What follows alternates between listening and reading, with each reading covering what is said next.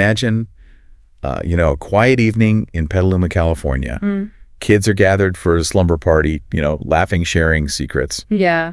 It's just a scene of, pure childhood innocence. Right. The kind we all want for our kids. Of course. But on this particular night, back in 1993, that sense of safety was shattered. Yeah. We're deep diving into the story of Polly Klaas. Okay. Using excerpts from pasted text as our guide. Okay.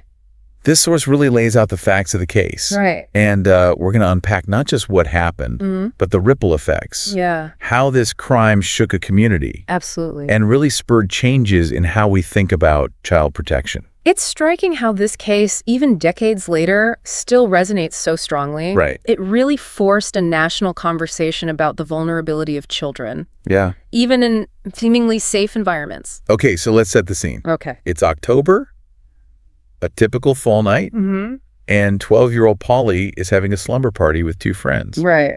Her mom is home too. Yeah. Which makes the events that unfold even more chilling. The source details how Richard Allen Davis, Right. a 39-year-old drifter with a long criminal record, enters the picture. Okay. He breaks into the Klaas home, Wow. ties up Polly's friends, and abducts Polly at knife point. Just awful. Just imagine the terror those girls must felt. It's almost unimaginable. Yeah. And the source really captures the raw emotion of the aftermath. Absolutely. The frantic search, hundreds of volunteers combing the area, Oh, really? the town just gripped by fear and desperate for answers. Yeah. It wasn't just a crime against Polly, it felt like an attack on the entire community. Absolutely. Yeah. This case tapped into primal fears that many parents have. Yeah. That sense of it could happen anywhere, even here. Right. And it wasn't just emotional, it spurred very real action. Okay. The source highlights the massive police investigation, Yeah. the tireless efforts to find Polly. And speaking of the investigation, there were some key turning points, right? Like Yes. the discovery of Davis's car. Yes. The source details how Davis's car was found stuck, Okay. and near it, some of Polly's belongings. Wow. It was a huge break, Yeah. but it didn't lead directly to Polly. Right. The investigation continued becoming more intense, more desperate. It's like a detective novel, except the stakes are heartbreakingly real. Yeah. And then there's the palm print, right? Yes, a seemingly small detail, but so crucial. Okay. The source explains how investigators found a palm print in Polly's bedroom, Oh, wow. and it matched Richard Allen Davis. Okay. It was the physical evidence that definitively tied him to the crime. It's fascinating how forensic science, even back then, could play such a decisive role. But sadly, this wasn't a story with a happy ending. No, it wasn't. Right. Eventually, after intense questioning, Davis confessed Oh, wow. and led authorities to Polly's remains. Gosh. The discovery weeks after her abduction completely devastated the community. Yeah. The hope they'd clung to that Polly would be found alive Right. was gone. Wow. Yeah. It's hard to even fathom the grief and the despair Yeah. that must have just enveloped Petaluma Right. after Polly's body was found. Yeah. You mentioned earlier that this case had ripple effects beyond just this one town. Right. Did the source say anything about how the community coped with the aftermath? Yes, it did. Okay. The source describes how the Klaas family, despite their unimaginable loss, Yeah. became really vocal advocates for change. Okay. They channeled their grief into action, pushing for stricter laws Right. to try to prevent future tragedies. Okay. And the community really rallied around them. This is where we see the Polly Klaas case become more than just a local tragedy, right? Exactly. It starts to have national impact. The source mentions the 3 strikes law, Yeah, which was enacted in California not long after Polly's murder. exactly. This law, which mandates a life sentence Wow. for anyone convicted of 3 serious felonies, Right. was highly controversial, Yeah. even at the time. It was fueled by the public outcry after Polly's case Right. and this desire to keep repeat offenders, Yeah. like Richard Allen Davis, off the streets. But the source also hints that the 3 strikes law Right, wasn't a simple solution, that it created its own set of issues. of course. Can you expand on that? The 3 strikes law has been criticized for being overly harsh, Okay. leading to disproportionately long sentences for nonviolent crimes. Like what, for example? For example, someone stealing a slice of pizza Really? as their 3rd strike could theoretically face life in prison. Oh, wow. Opponents argue that it doesn't effectively deter crime Okay. and has led to overcrowded prisons. So it's a complex issue with no easy answer. Exactly. It makes you think about the balance between seeking justice Right. and ensuring that punishments are fair and proportionate. Absolutely. But back to Richard Allen Davis. What happened to him after he was convicted? Well, the source states that Davis was sentenced to death in 1996. He's been on death row at San Quentin State Prison ever since. Right. And his case has been the subject of numerous appeals over the years. It's hard to imagine the years of legal wrangling, Yeah. the constant reminders for Polly's family and the community. Right. Do these appeals ever offer any sense of closure? That's a tough question. Yeah. And the source doesn't really provide a definitive answer. Okay. It's important to remember that for the victims' families, legal proceedings can feel like a never-ending cycle of pain. Right, They're yeah. constantly forced to relive the trauma. Yeah.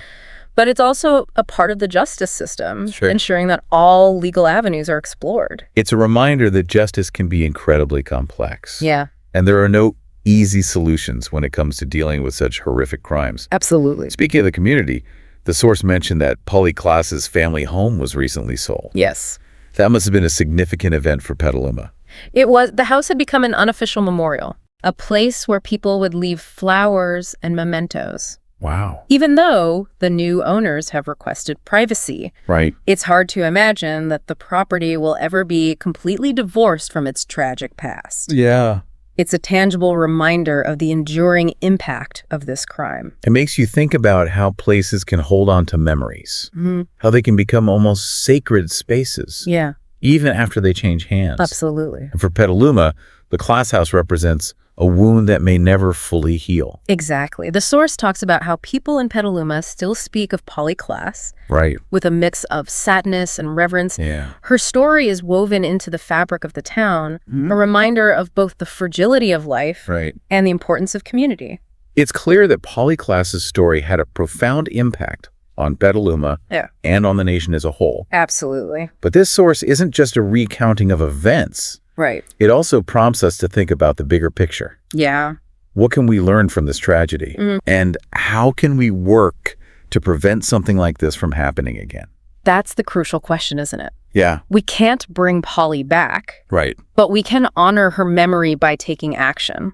Okay. The source touches on the idea of vigilance, Yeah. being more aware of our surroundings, Mm-hmm. and looking out for each other's children. It's easy to get caught up in our own lives Yeah, and not pay attention to what's happening around us. right. But as this case shows, sometimes the most horrific acts happen right under our noses. Absolutely. Do you think the source is suggesting that we all need to be more proactive, Absolutely. more involved in our communities? It's about fostering a culture of shared responsibility. Okay. We need to move beyond the "it's not my problem" mentality. Hey. And recognize that protecting children is everyone's responsibility. Yeah. If you see something that seems off, speak up. Okay. If a child confides in this, you take them seriously. And it's not just about being vigilant for potential threats.